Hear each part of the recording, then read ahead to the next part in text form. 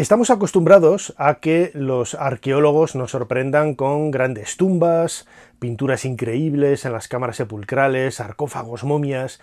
Sin embargo, lo más importante quizás son los detalles más pequeños que pasan desapercibidos y que cuando nos acercamos a ellos nos sorprenden por la interpretación que se puede sacar de ellos. En esta lista de 7 objetos, de 7 hallazgos que te van a sorprender, vas a descubrir la clave de muchos de ellos.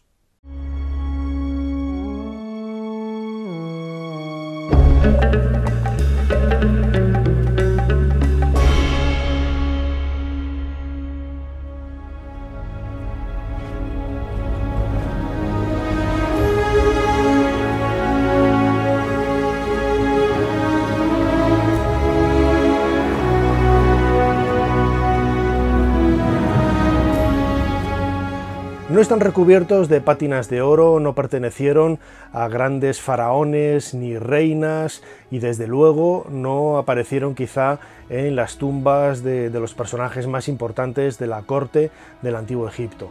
Son objetos que, como decía ahora en la introducción, han pasado en muchas ocasiones desapercibidos, que crean un vínculo casi afectivo con el espectador cuando los ve en el museo o cuando se interpretan, te sobrecogen por el sentido que realmente hay detrás de ellos. Vamos a empezar con una historia sobrecogedora, precisamente, que está relacionada con niños, con fetos, el empleo de fetos en rituales funerarios en el Antiguo Egipto.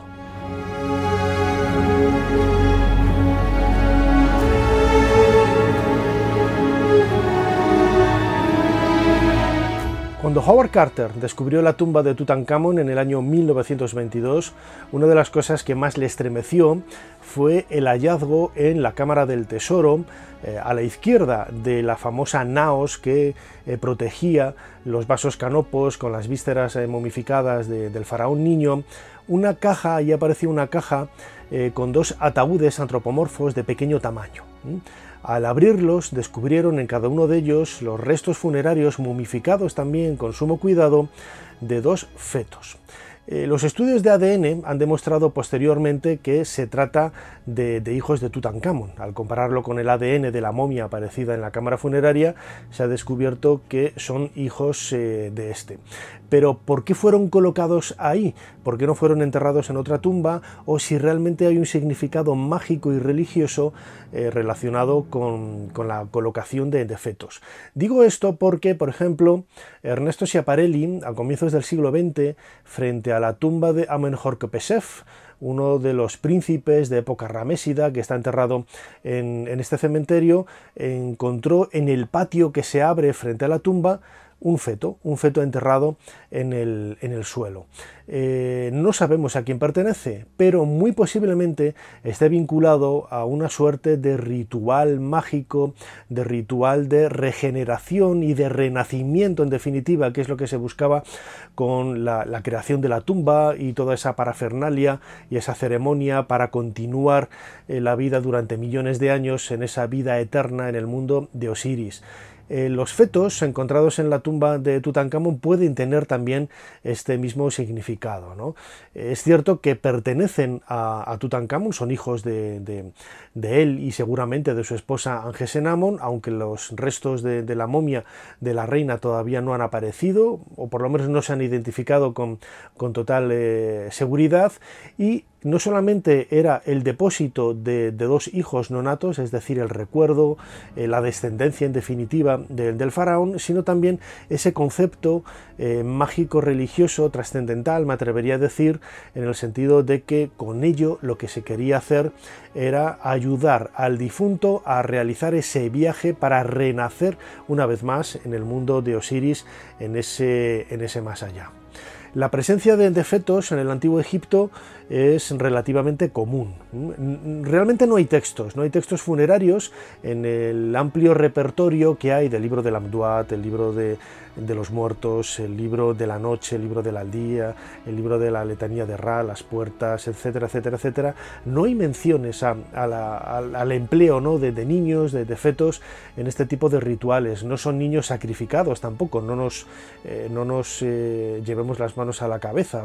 Parece que bueno, pues, sufrieron una muerte natural, algo muy común en el Antiguo Egipto, y fueron depositados a la entrada o bien en el interior de tumbas. Como hasta nosotros el 99,9% de las sepulturas han llegado saqueadas, no podemos buscar paralelos, ¿no? Y quizás lo que sucedía con Tutankamón también lo podríamos encontrar en otras sepulturas reales o de personajes importantes en el Antiguo Egipto. Pero este viaje que quería hacer con vosotros, deambulando por algunos hallazgos insólitos o sobrecogedores, sorprendentes del Antiguo Egipto, desde luego que los fetos utilizados en estos rituales debían estar en primer lugar.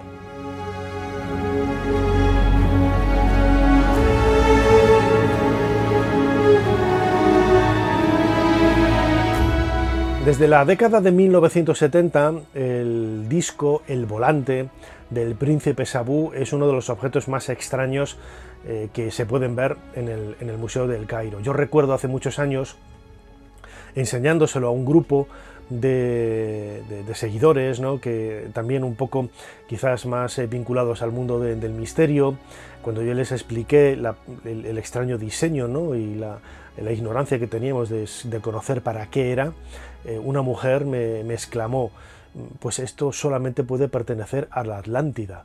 Y mi pregunta fue: ¿y por qué la Atlántida, no? Me parecía una respuesta un tanto sui generis, ¿no? Si se me permite la expresión, porque no tiene ningún sentido, pues es un poco absurdo.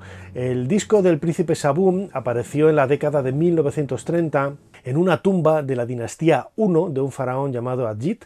Estamos hacia el 3000, 3100 antes de nuestra era. Brian Walter Emery fue el descubridor y apareció en una tumba en Saqqara que hoy está perdida.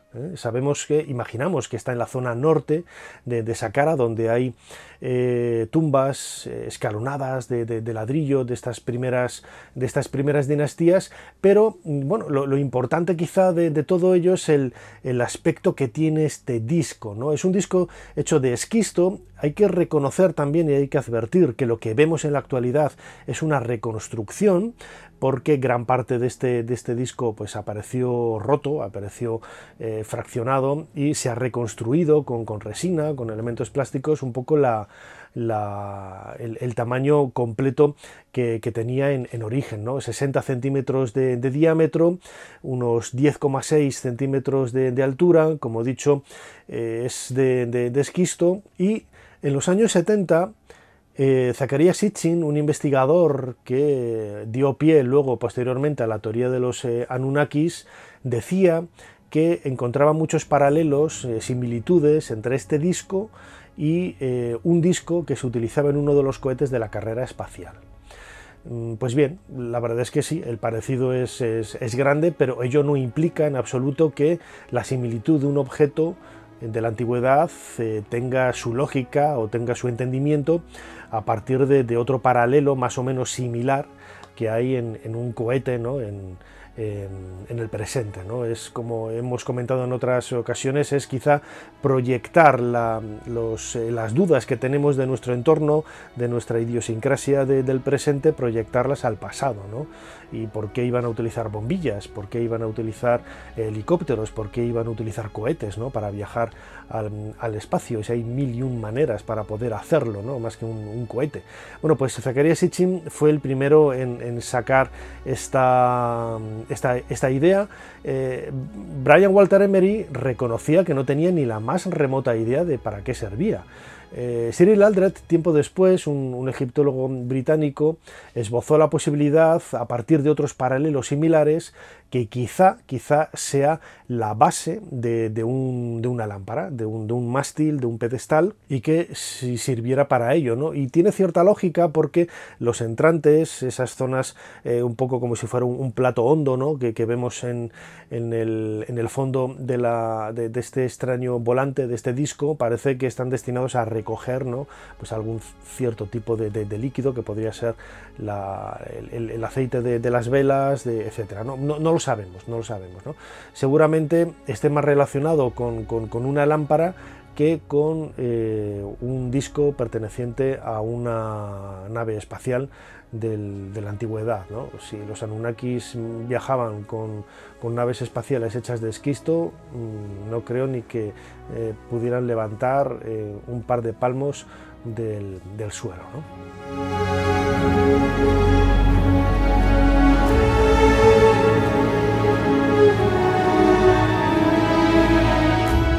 Entre la tecnología que utilizaban en el mundo antiguo, llama la atención, por ejemplo, la presencia de lentes de aumento.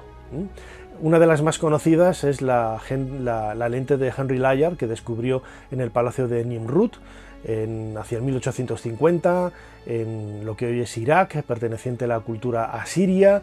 Estamos más o menos hacia el siglo 8 o 7 antes de nuestra era, y que se ha demostrado que es una lente de pequeño tamaño, pero que permite ampliar, ¿no? Ampliar como si fuera una pequeña lupa. Es cierto que la capacidad de amplitud de la imagen es muy pobre, ¿no? Se ha dicho que pudiera ser de un telescopio, de unas gafas, de un monóculo. Bueno, no lo sabemos, ¿no? Y en Egipto han aparecido también lentes similares, ¿no?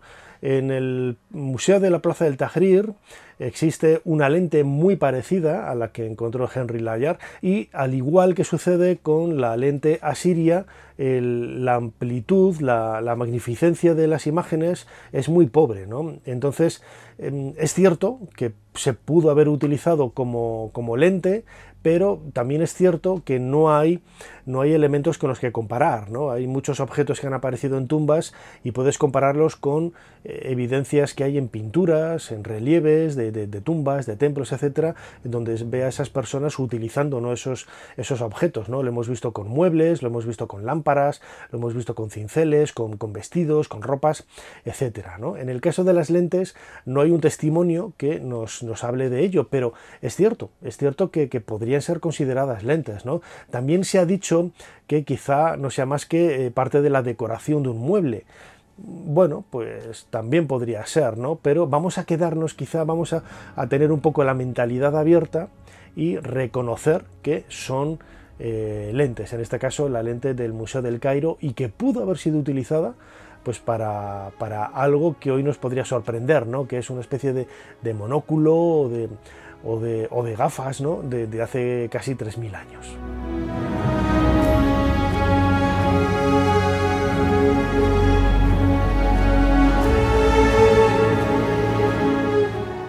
El templo de Medinet Habu, en la orilla oeste de Luxor, es de la época de Ramsés III. Estamos hacia el 1200, 1150 antes de nuestra era. Es el último gran faraón de la historia de Egipto, y el templo fue construido, según la tradición, sobre la colina primigenia a partir de la cual el dios Atum creó el mundo, ¿no? Es un lugar sacralizado desde tiempos inmemoriales por los antiguos egipcios. Pues bien, en uno de los patios, en el primer patio de lo que hoy entendemos como el patio principal del templo de Medinet Habu, encontramos en el lado de la derecha, según entramos, una representación que encaja perfectamente con el relato de los relieves que se cuentan en otras partes del templo, ¿no? Que el tema principal es la batalla contra los llamados pueblos del mar. Los pueblos del mar eran pues un conglomerado, ¿no?, de pueblos bastante misterioso, ¿no?, de esta misma época, del siglo XIII antes de nuestra era, que estuvieron deambulando por el Mediterráneo oriental y que también intentaron llegar a Egipto y lucharon contra las tropas de Ramsés III y fueron derrotados, ¿no? Y curiosamente es la primera batalla naval, por así decirlo, vencida y ganada por los egipcios.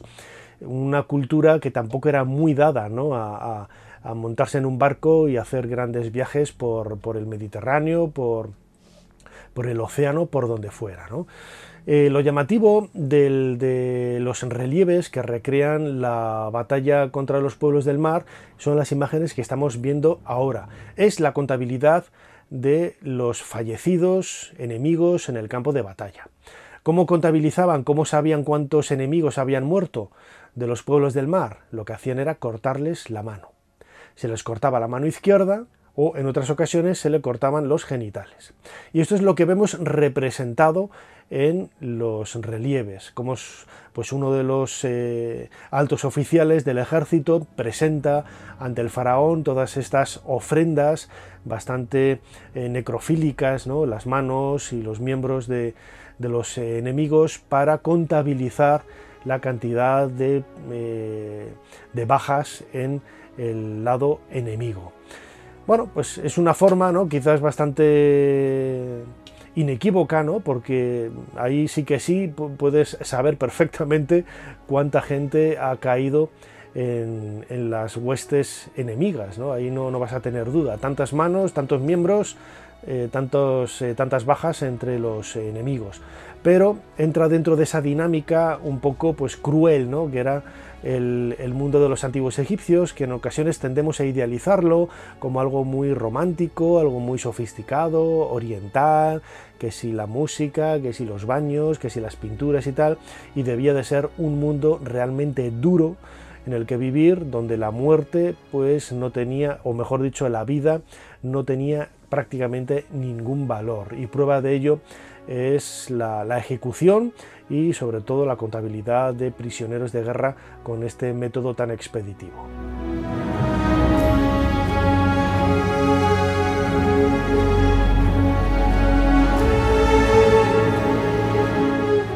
Entre los tesoros de Tutankamón y la tumba del Valle de los Reyes, descubierta, como decía al principio, en el año 1922, todos tenemos en mente, lo hemos comentado aquí en muchos vídeos, pues grandes tesoros, sobre todo de oro, ¿no? Quizás es lo que más nos llama para entender el poderío, la fuerza, quizás el vigor del faraón.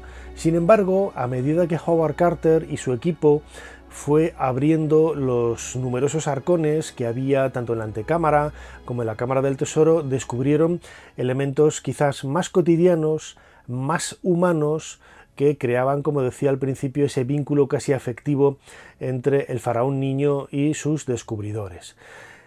Una de las imágenes más llamativas es la ropa, ¿no? La ropa que apareció en varios de estos arcones, y sobre todo la ropa interior, los calzoncillos, ¿no? Es algo que podemos ver en el museo en Egipto, en el Cairo, y que nos llama la atención, ¿no?, cómo la ropa interior de Tutankamón pueda estar ahí, un simple triángulo que, doblado de una manera determinada, pues hacía las funciones de ropa interior. Hay un libro extraordinario que quería comentarlo aquí, de Mary Houston. Es un libro de los años 50, pero que pasa por ser la mejor publicación que hay todavía del estudio de la vestimenta, de la ropa en el antiguo Egipto.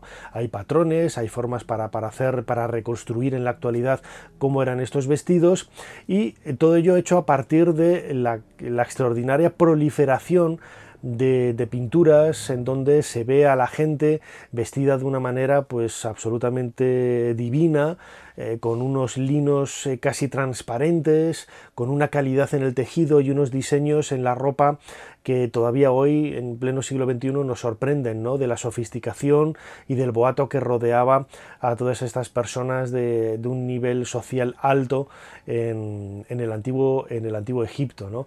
En el tesoro de Tutankamón aparecieron algunos de estos vestidos que han ayudado también a reconstruir cómo era la ropa en el antiguo Egipto. El Museo Flinders Petrie del University College de Londres guarda también algunas de estas prendas. Es sorprendente, ¿no?, cómo han llegado hasta nosotros después de casi 3000 años. Y hay otro objeto curioso, hablando ya del tesoro de Tutankamón, que es lo que estamos viendo ahora mismo en imágenes, que es un dedal. Seguramente no sabemos a ciencia cierta lo que es, pero seguramente sea un dedal de arquero, ¿no?, utilizado para no dañarse el dedo a medida que estabas lanzando y tensando la cuerda, ¿no? Bueno, pues seguramente muchos de los que habéis estado en Egipto y algún guía os ha señalado este objeto como curiosidad, os ha dicho que era un preservativo. Bueno, pues no tiene en absoluto nada que ver con la realidad. Seguramente sea un dedal utilizado por Tutankamón para tirar con el arco, de ahí esas cintas para atarlo fuertemente a la muñeca y poder tensar el arco y lanzar la flecha con rapidez.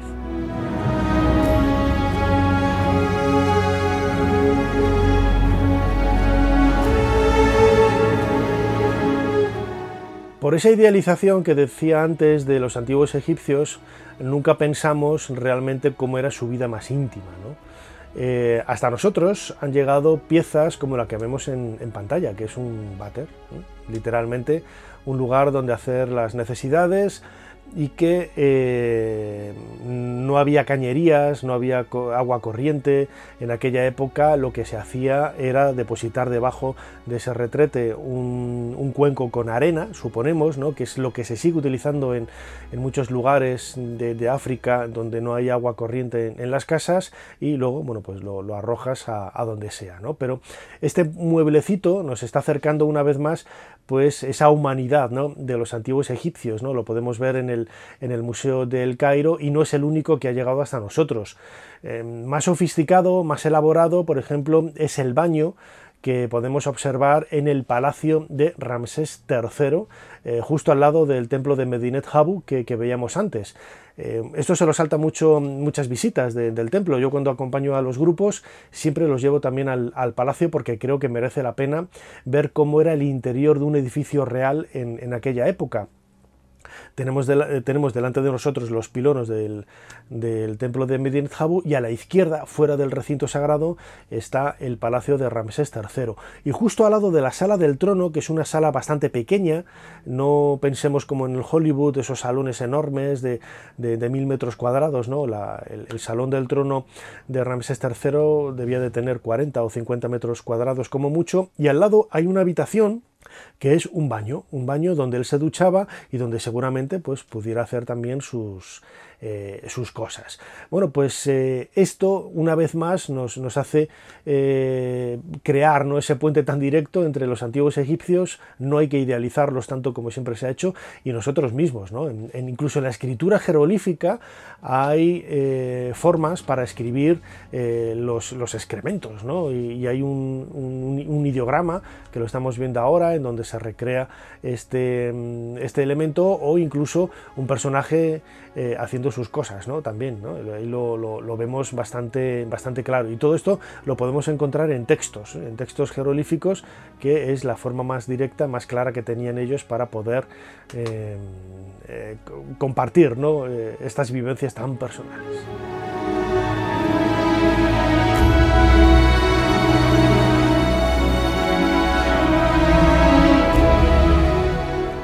He dejado para el final una de mis piezas preferidas, ¿no? Es el llamado pájaro de Saqqara. El pájaro de Saqqara apareció en una tumba que hoy está perdida. Durante mucho tiempo se ha pensado que las autoridades egipcias la escondían, porque no, el pájaro de Saqqara siempre ha estado en exposición. Lo que pasa que es relativamente difícil de encontrar en el Museo del Cairo si no sabes dónde ir o no sabes dónde está, ¿no? Vamos, yo siempre que he ido lo he visto. O sea, y llevo viajando a Egipto de forma continuada casi 30 años, ¿no? Bueno, pues este pájaro, como estamos viendo ahora mismo en las imágenes, tiene la referencia 6347, es un pájaro relativamente pequeño, mide 14 por 18 centímetros, pesa poco más de 40 gramos, tiene una inscripción que yo nunca he conseguido ver, pero que en algunos libros podemos leer, ¿no?, que dice el regalo de Amón. Yo no sé dónde está ese texto, y apareció a finales del siglo XIX, como digo, en una tumba en Saqqara. Lo extraño, lo insólito de este pájaro es su forma. Tiene un ala un poquito más corta que la otra. Yo eso no veo ahí ninguna rareza, porque realmente lo que es una obra manual, o sea, la diferencia que hay entre una y otra es de 1 milímetro, una cosa insignificante, ¿no? Pero sí que es cierto que la cola es lo más llamativo de todo. La cola no es la de un halcón convencional o la de un milano, que podríamos pensar que es el animal que ahí aparece representado, que es una cola plana, sino que es una cola vertical. Jalil Messiah fue quien hace un montón de décadas, en los años 60, observó con curiosidad este detalle tan anómalo en el pájaro. Y le llamó la atención porque, insisto, las colas de este tipo de aves, y en todas las aves, es una cola plana, ¿no? Una cola paralela al suelo, no vertical, como la de los aviones. Seguramente estáis pensando muchos de vosotros. Se ha pensado que este pájaro en realidad lo que hace es recrear un prototipo de avión de la antigüedad, ¿no? Bueno, pues una vez más, una proyección de nuestros propios diseños al pasado, ¿no? Hay mil formas de volar, pues no, ellos tendrían que haber hecho un avión exactamente igual que los nuestros, con el nombre, solo faltan las siglas de Iberia, ¿no? En el lomo del pájaro. Pero, bueno, pues es curioso, ¿no?, que en los años 70, por ejemplo, se hiciera una exposición en el Museo Egipcio del Cairo, patrocinada por Egypt Air, que es la compañía aérea estatal de Egipto, en donde había diferentes animales y entre ellos estaba como gran estrella, por así decirlo, por esta anomalía, el llamado pájaro de Saqqara. Se han hecho réplicas y copias para probarlo en túneles del viento y la verdad es que planea, no mucho, pero sí que es cierto que planea, sobre todo por la verticalidad de esa cola. Yo no soy biólogo, no soy ornitólogo, no soy experto en aves, pero sí que es cierto que en más de una ocasión, viendo algún halcón volando, he visto que la cola casi adquiría una posición, dependiendo de dónde era el viento, vertical. Pero no es lo normal, claro, depende de dónde dé el aire. Lo lógico y la posición natural de la cola del ave es paralela al suelo. Pero, insisto, es uno de esos objetos insólitos que podemos encontrar en la arqueología egipcia y que nos hace ver una vez más que no todo es oro, no todo son momias, no todo son grandes sarcófagos en relación al antiguo Egipto, y que hay muchísimos misterios reales, tangibles, que podemos compartir con vosotros. Hasta aquí este nuevo vídeo de Dentro de la Pirámide. Como siempre, compartidlo en las redes sociales si os ha gustado. Escribidnos también, comentad en los vídeos para ver qué os ha parecido, temas que podemos tratar en vídeos futuros. Suscribiros al canal si no lo habéis hecho hasta ahora, es importante, dadle a la campanita para que podáis recibir puntualmente la información de los nuevos vídeos y de cuándo los vamos haciendo, cuándo los vamos a emitir, los directos, los chats, etcétera, etcétera, etcétera. Y nos seguimos viendo aquí dentro de la pirámide, no detrás de la pirámide, como dicen algunos, dentro de la pirámide. Hasta pronto.